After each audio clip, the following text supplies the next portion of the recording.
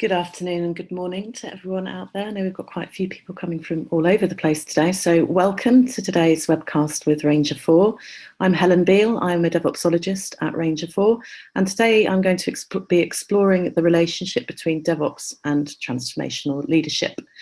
For those of you who haven't met Ranger 4 before, we refer to ourselves as DevOpsologists. We help organisations improve the flow of work and improve the ability to deliver value outcomes to customers.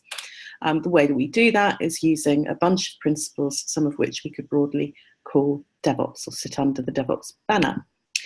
So talking of flow, this is the flow that we're going to work through over the next half hour or so, then we'll take some questions. So we're going to look at why transformational leadership is important, and then we will look at what transformational leadership is. So just bear with me a second, I have a raised hand.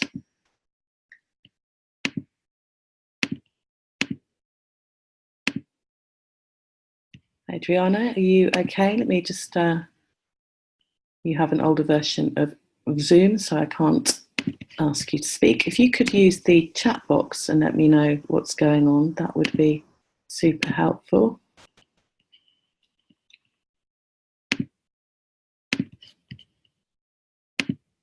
I shall move on for now, if that's okay. So let's talk about then how we can hone transformational leadership skills as the last part of today's presentation. So first of all, let's explore why transformational leadership is important. So we kind of need to take a bit of a step back actually and talk about why DevOps is important as well. So this article from Forrester came out in October last year. It talks about this year, 2018, being the year of enterprise DevOps, and they're very pleased, perhaps a little smug, but I think they're entitled to be, that they declared the 2017 to be the year of DevOps, and their data that they collected on these various surveys told them that 50% of organisations are implementing DevOps, and DevOps, they say, has reached escape velocity.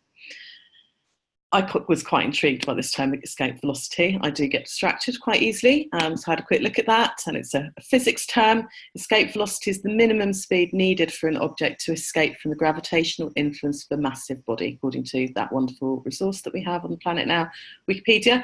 This I did find kind of interesting, actually, trying to think of it as what is if DevOps is a body trying to escape from another massive body and there's a gravitational influence. I was trying to answer in my head what that massive body with the gravitational influence is that is holding DevOps back. And the initial thoughts I had, and I'd love to discuss this with you later on, perhaps today or at another time, is that perhaps the other body is what we often call kind of legacy ways of doing things. So all of that waterfall stuff that we've been doing for years, very clunky ITIL approaches, perhaps having quite legacy systems that have been designed monolithically and technical debt that we might have, all of those kind of things.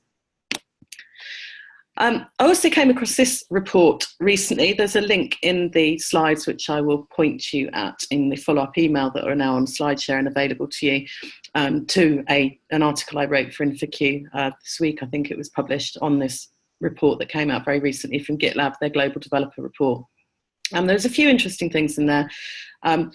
Lots of people recognising the benefits of DevOps. So 65% of overall respondents said that DevOps is a tremendous time saver. What's kind of interesting, though, is that 81% of managers said the same thing. So there is a bias there. And I think we do know that there is often a bias at a managerial or leadership level for being very optimistic. Sometimes it's because they are influenced by understanding the vision. So sometimes when we ask them questions about where they are today, they answer about where they're planning to be tomorrow. But we know this kind of stuff, but it's important as a leader to be cognizant that this happens. So to tune into the people that you're leading and what they're feeling and what they're seeing as well, and to listen to that and not just always assume that what we think is right.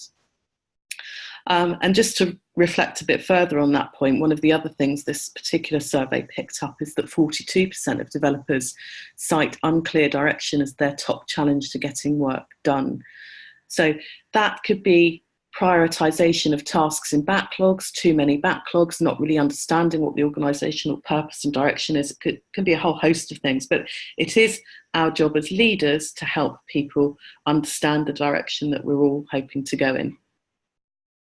And there's a balance there, because a good leader, we'll come to this, also promotes autonomy within a team. So we need to help people feel empowered to make choices about the work that they do, whilst also giving them a sufficient feeling of the direction and the needs for prioritisation to help them do their work.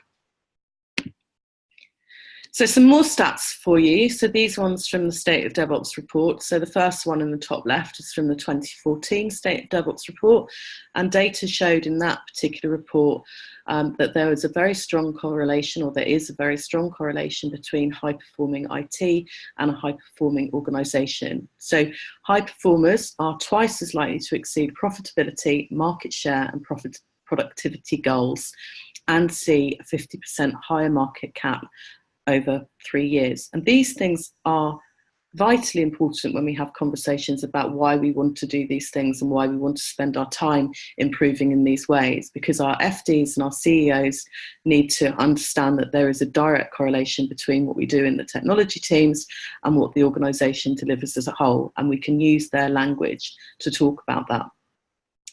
The second box I'd like to draw your attention to is the one in the bottom left. So this is from the most recent State of DevOps report, which came out last year in 2017.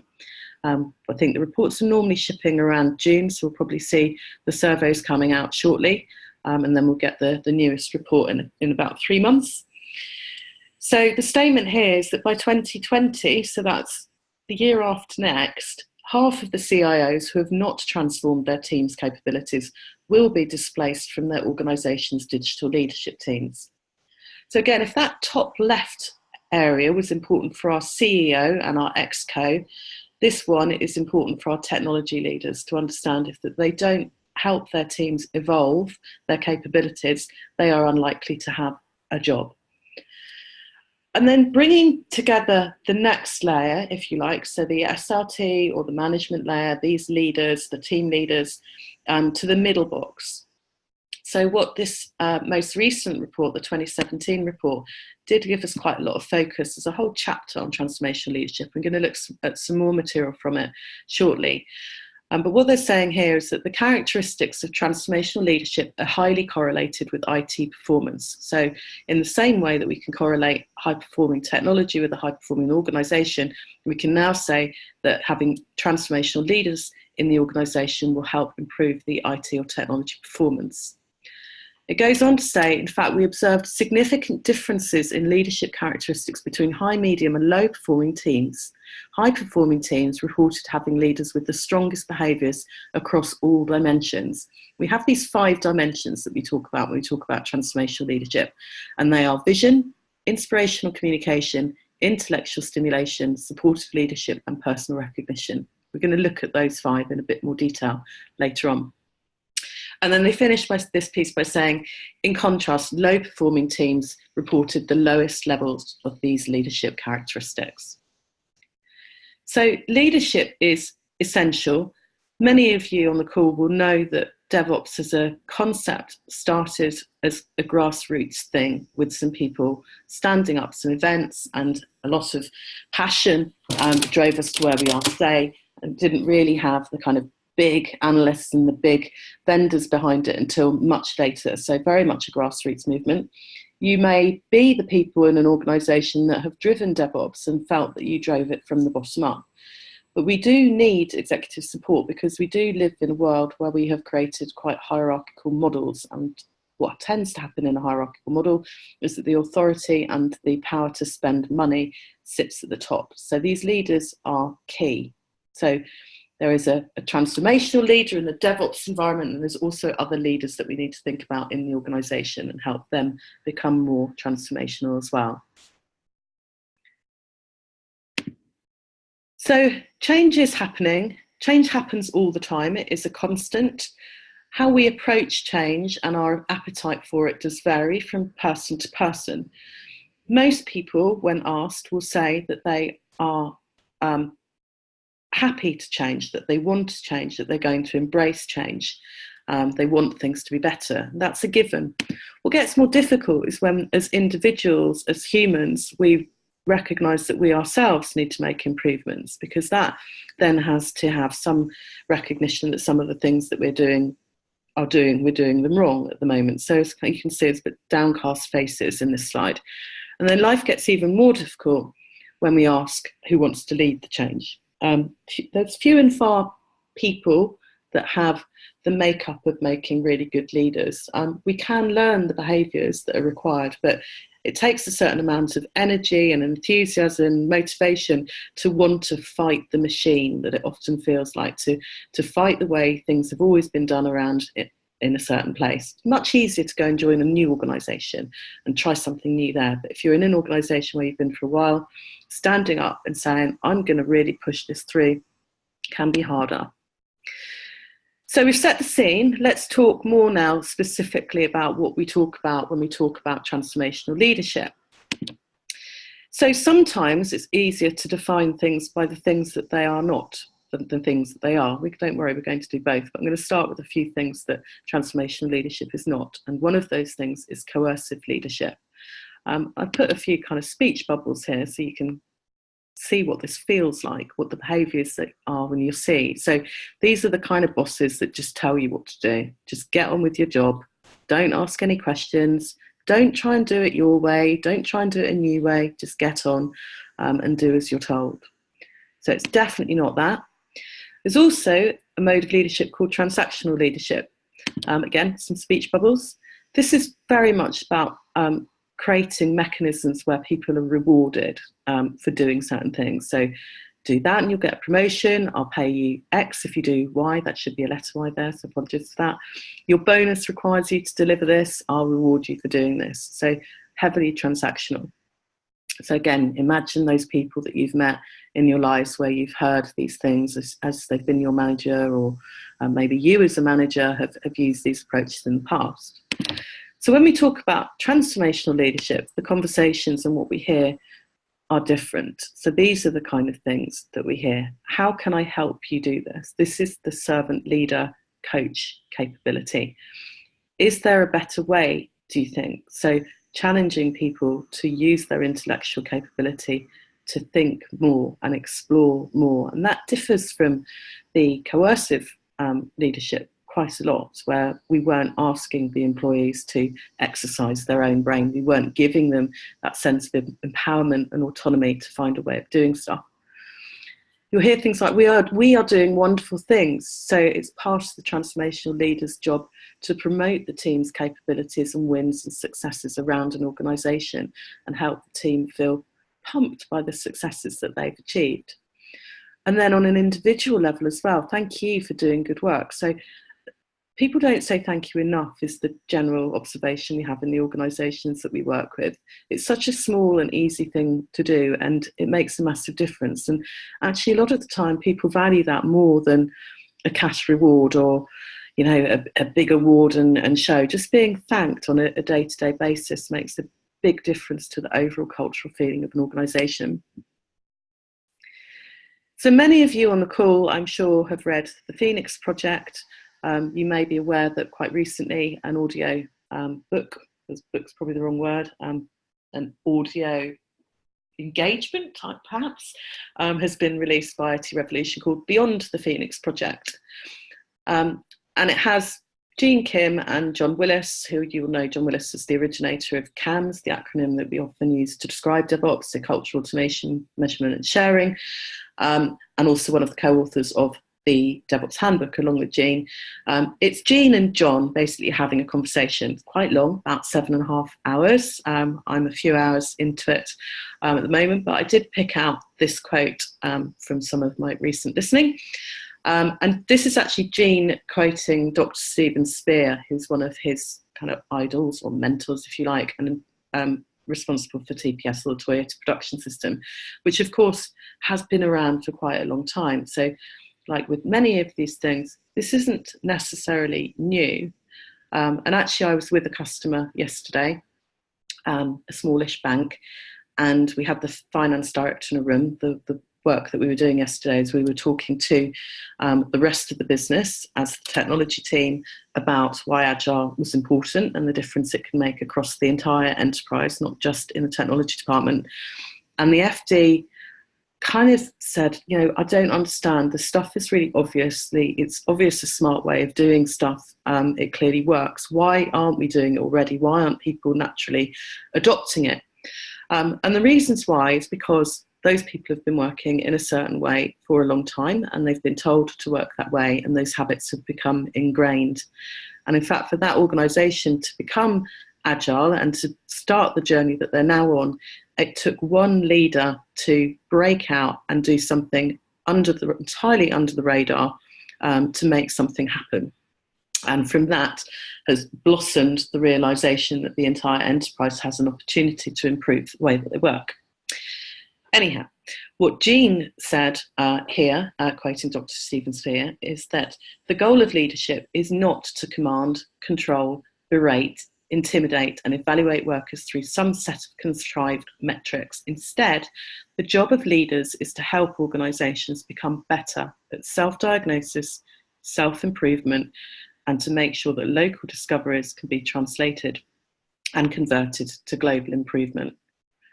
So again, reflecting on this, self-diagnosis and self-improvement, this is about helping everybody in the organisation to make themselves the best contributor to that organisational purpose that they can be, and making sure that we leverage best practice across the organisation. So collaboration is key to doing that.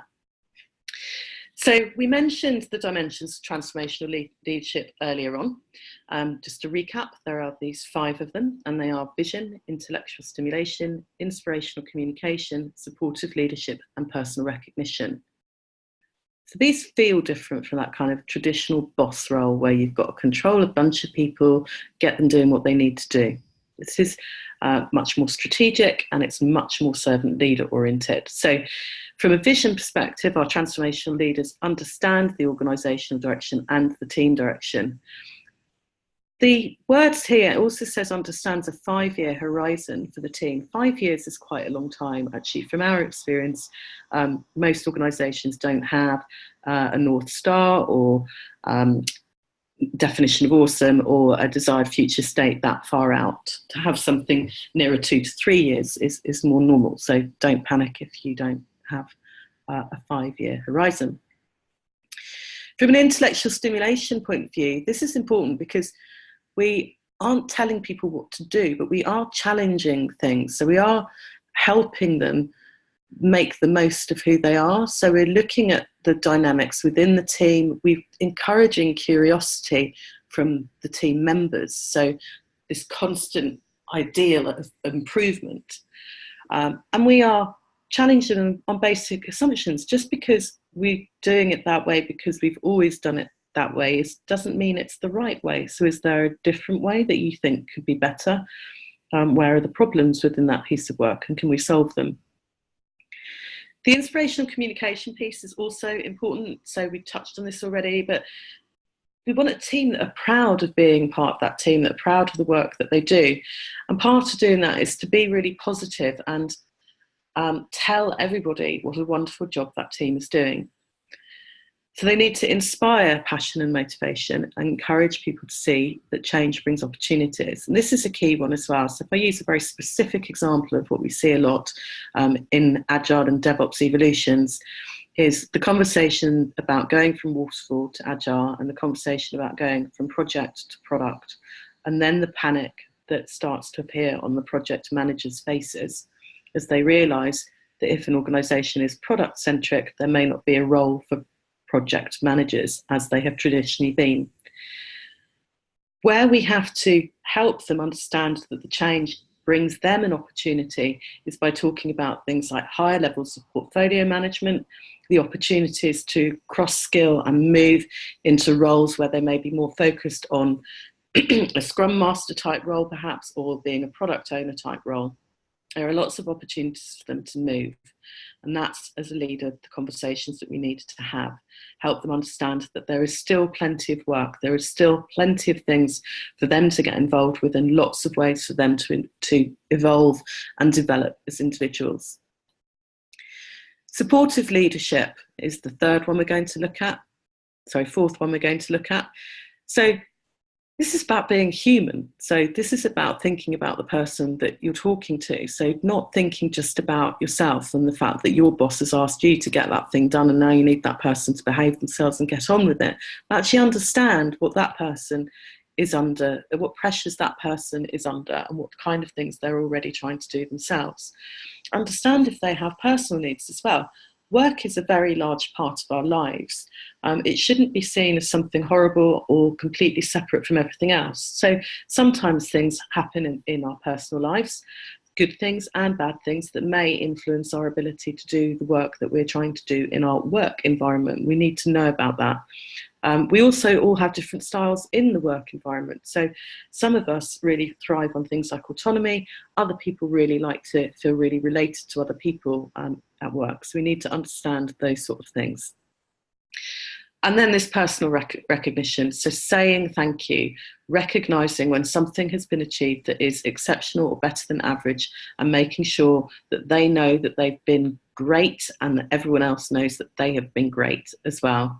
So this personal compliment on an individual's outstanding work is key.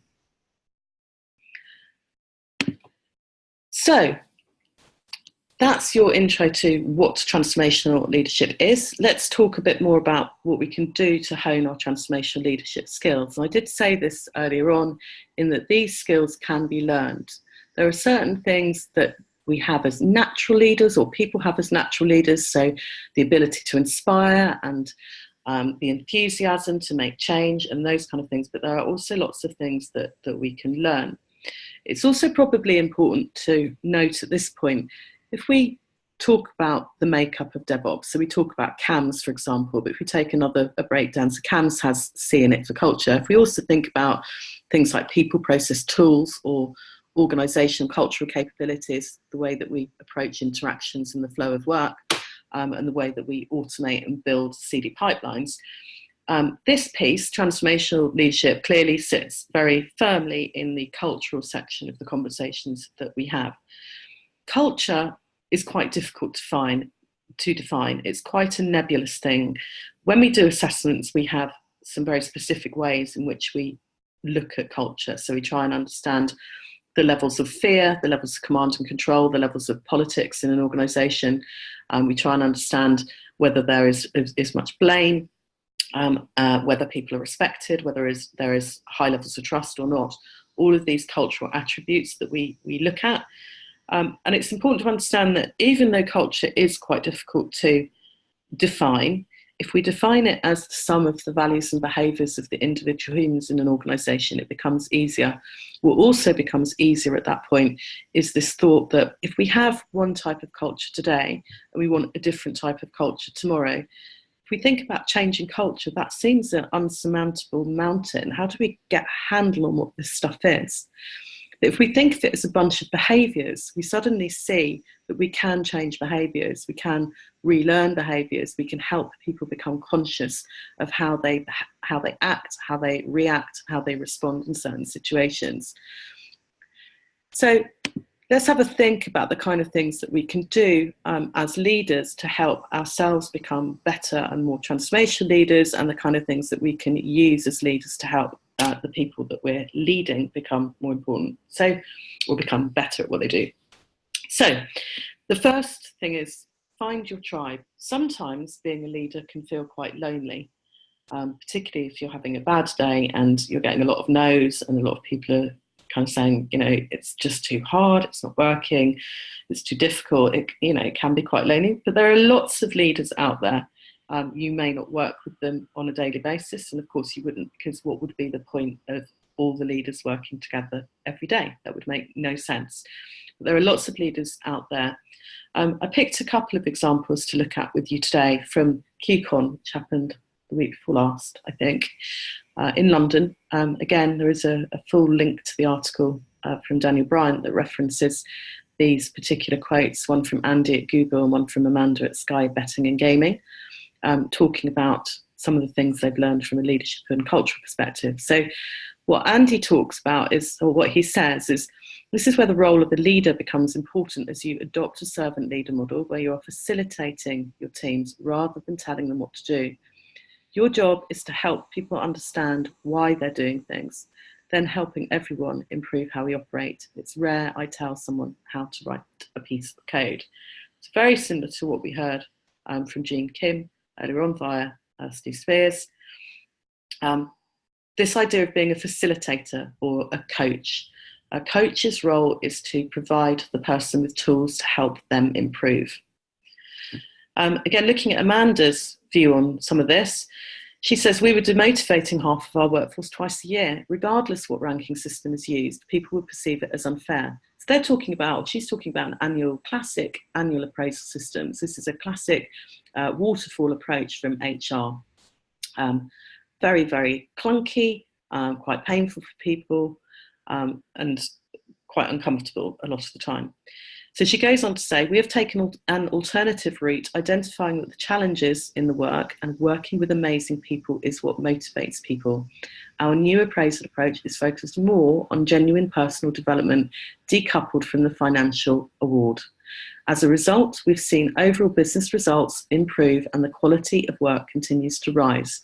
The level of colleague engagement has risen to such an extent that the approach is now being adopted throughout the entire organisation.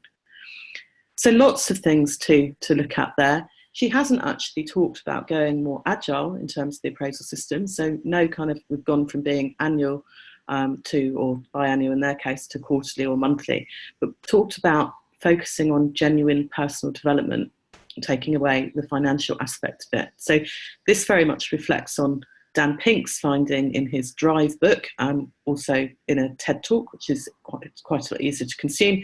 But the conclusion that Dan comes to is that actually the things that motivate us most at work are the feelings of autonomy and mastery and purpose in our daily work. So just a couple more slides and then we'll be open for some questions if you have some. There is a Q&A folder or option on the control panel. So I've taken the 5 areas and started to apply the kind of tools that we have that can help you improve your capability and communicate with your teams using these themes. So I've started with vision. So many of you will have done things like the DevOps Foundation course that we offer, where we talk in quite some detail about Simon Sinek's organisational why. It's a very effective way of distilling what an organisation's purpose is and then making it very communicable to people. So it's a really great way of helping fragmented, siloed organisations start to feel that they're all in the same boat and all pushing in the same direction. Similarly, we frequently use value stream mapping, often early in a DevOps evolution, but frequently as we go through and try and keep on making improvements, as a way of getting a bunch of humans that often don't talk to each other in the same room, that often don't understand the rest of the value stream that they're working towards. They're in their own bubble, if you like, their own part of it, their own part of the process. So it's an extraordinarily effective tool in terms of surfacing where waste and delays and bottlenecks are in a process, helping people collaborate and helping to apply accountability to certain outcomes and to start surfacing metrics that we can then later use to celebrate our success and also to provide evidence as to what we've achieved in order to build trust and the right to do more things. Collaborative platforms such as Confluence and Yammer and Jira, anything like that that improves visibility and helps. If we think back to that early slide about the GitLab developer report and the 42% of developers that said they struggle to understand what the priorities are effectively, anything that helps us to provide visibility and transparency into our processes and what we're trying to do really helps. I've put action learning on there, which is a newer area to Range of 4 that we've been exploring recently with one of our expert organisational change practitioners who's been using this methodology for quite a long time in various places, such as Henley Management College. And this is really about helping a team of people answer a question together. So they're learning techniques as they are in action effectively. There is a certain way in which a workshop around action learning is run to ensure that everybody has a voice in the room and to ensure that they are guided towards getting to a collaborative solution. And then using things like a Spotify term, I know, but a definition of awesome to articulate where we're going is also very important.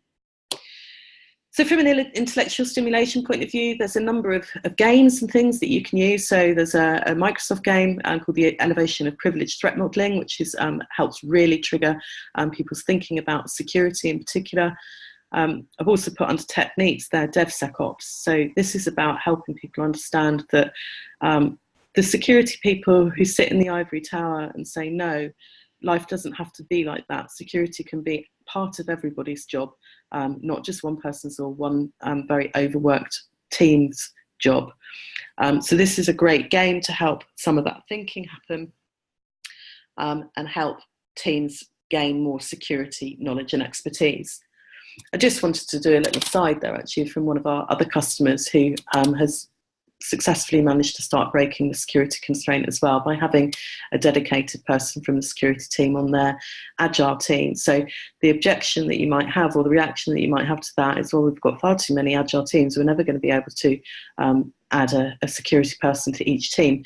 But the point is that after a while, everyone in the team has started to gain more security capability and more security knowledge. So that security person is now free to go and talk to some other teams. So other games here, Apollo 13 and Mars Lander around project management and around ITSM. Offshore wind farm, this is one of my favourite ones at the moment. I also like to call it Get Your Wellies On. We get out into the countryside and stand in a tank and work as a team to effectively build an offshore wind farm. Some of you may have come across Agenda Shift's Feature Ban, which is a great way to start people learning about Kanban and why things like WIP limits or work in progress or process limits are so important, and how they feel a bit counterintuitive by kind of stopping the work but actually improving the flow. Other techniques, helping people learn new techniques like test-driven development is a great way, and behaviour-driven development as well, a great way of changing the way that people behave to put quality earlier in their thinking. Similarly, as a transformational leader, you might want to consider setting up a hackathon. So fighting to get some time aside to do the third way, to do some experimentation and learning. You as a transformational leader need to keep your eye on continuous improvement. That's the thing that people get lost or people lose quickest when they're under pressure, is that time to keep making improvements. So you can help them keep focused on that. Around the way that we communicate, you can use, again, a lean tool, A3 thinking. You can help people understand little J's, which basically is talking about incremental capabilities. You could start looking at Spotify models and setting up communities of practice or guilds. You can help by doing that celebration with and for the team and understanding what those metrics are and keeping a good track of them. You can help the team through other games. So we have the Phoenix Project game, which is our conversion with our partner Gaming Works of the very famous book, which is a day-long business simulation based on cards. We also have another experiential learning opportunity which is art-based. So the learning, the DevOps learning or the technology learning about this is actually all about innovation and how it feels as a human to put yourself out there and try and innovate and to face failure, and how to face failure positively and use it as a learning experience and make improvements. There's a bunch of LinkedIn groups out there, so this is kind of finding your tribe again. So there's a great group that I'm part of, the Organisation Change Practitioners group. We also have a group called DevOps Matters. There's a ton of DevOps groups out there that you can join. In terms of being a supportive leader, I'm finding more and more neuroscience is being published that tells us a lot about what happens with our brains at work. One of them is called Your Brain at Work by David Rock. More recently, I've been reading Wired to Resist, which talks us through why actually often human brains are not very good at having change because of the way that we learn to do things over time, so the way that habits get ingrained. So to change a habit and learn a new one can be quite hard. We can also be conscious about mental models and help draw them out with people and talk about them. There's also a number of diagnostic tools out there, so the Thomas Kilmann conflict instrument, the Kubler-Ross change curve. We've got a ton of maturity matrices that we use as part of our assessment and discovery services. You can also, again, like the hackathons, set up dojos. So set up a room or a very large room with multiple teams in it, get a coach in or a set of coaches in, or a team that are really good at what they do already, and help the teams be coached on a minute-by-minute, day-to-day basis.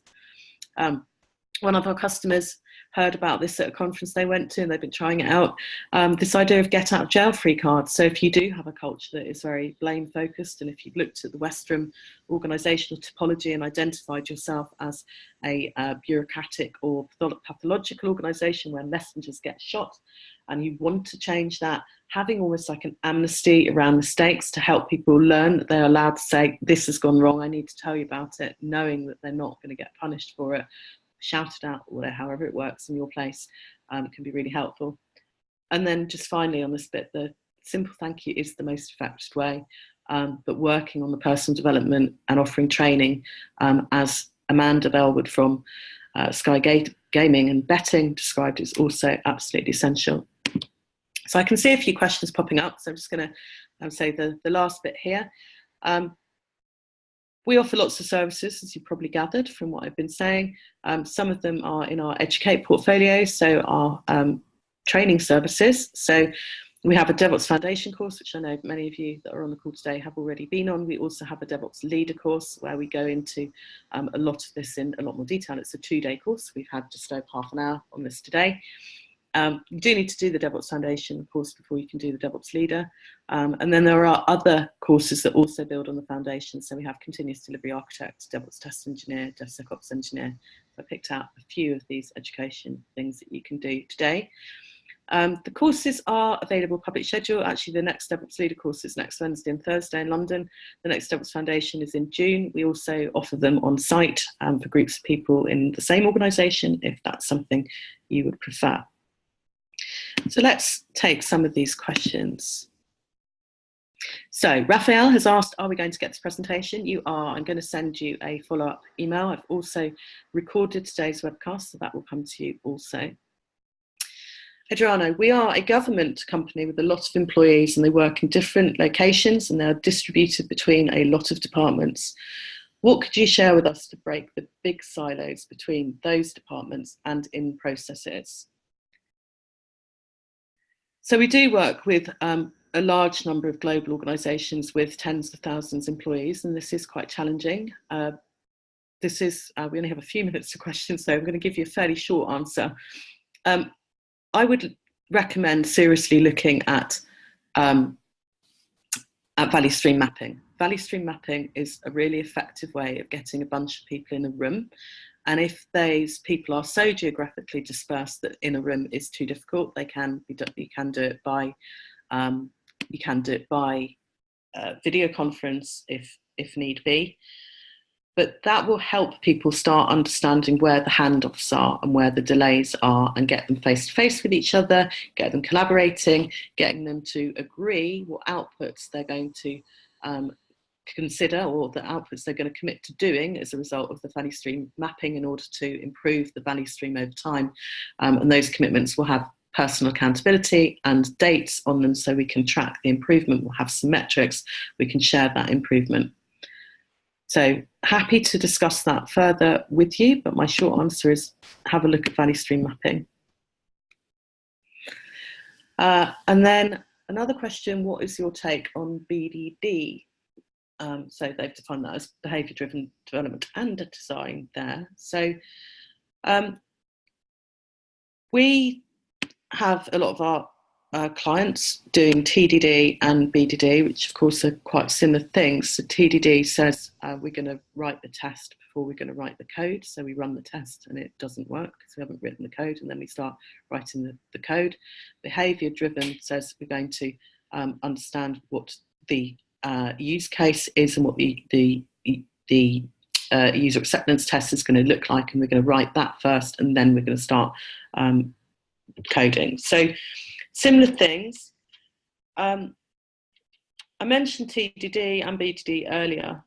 as a tool for leaders to intellectually stimulate their team, and it also drives the behavioural change. So the specific behavioural change that we're looking for is something we often term fix then ship. So we work with some organisations, in particular a very large Swiss bank and a very large global banking software organisation, that feel that they have quality problems that are endemic to their culture. So they do things like sell their software to an organisation without fully understanding the impact on the services, professional services organisation for the commitments that have been made. So the net effect of that is the software that gets delivered to the customer isn't of the quality that the customer was hoping for.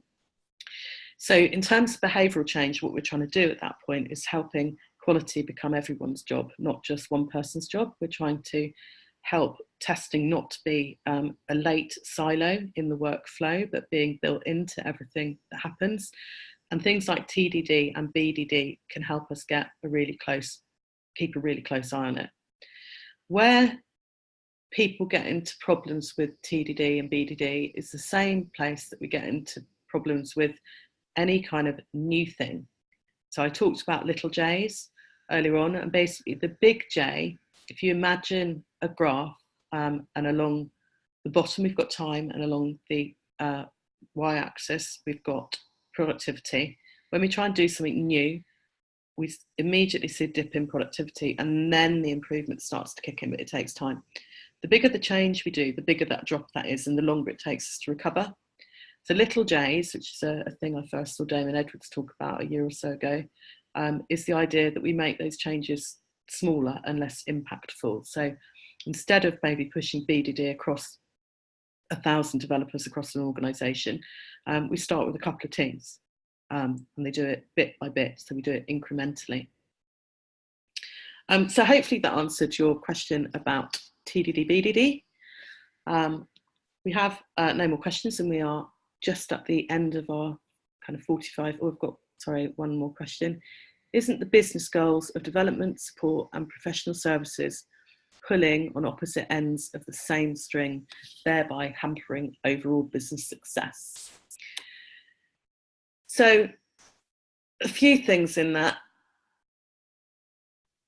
The principles of DevOps and the purpose between thinking about things like Simon Sinek's organizational why is about lining up those business goals and working together in collaboration to make sure that we are all focused on the value outcome that the customer will receive. So if those goals, the business goals of those areas are in contention, that is a constraint and a problem that needs to be addressed. The same string is the value stream. So all those people will be working on one or many of the same value streams. So if again, as in the response, I think it was to Adriano, a good tool for leaders to use if they feel that their organisation is fragmented in that way, is to use value stream mapping to try and fix that. So that brings us to the end of this session. Thank you so much for all your attention and your brilliant questions. As I said, this session has been recorded, and I will now put together the follow-up email where you'll get this and a link to the slides on SlideShare. And I hope you all have a wonderful rest of your day, however long you have left today. Thanks very much all. Bye-bye for now.